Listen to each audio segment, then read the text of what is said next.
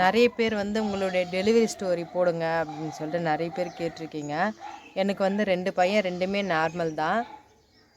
நான் அந்த அளவுக்குலாம் இதுவும் பண்ணலை. ஆனால் எனக்கு 2மே நார்மல் டெலிவரி தான் ஆச்சு.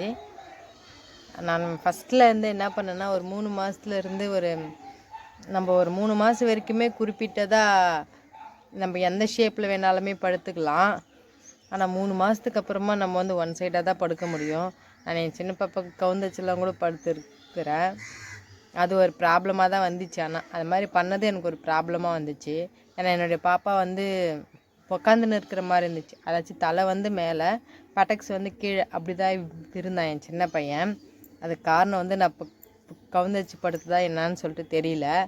அந்த தப்பு வந்து நீங்கள் பண்ணாதீங்க, சரிங்களா? முடிஞ்சளவு ஒன் சைடை மட்டும் படுங்க.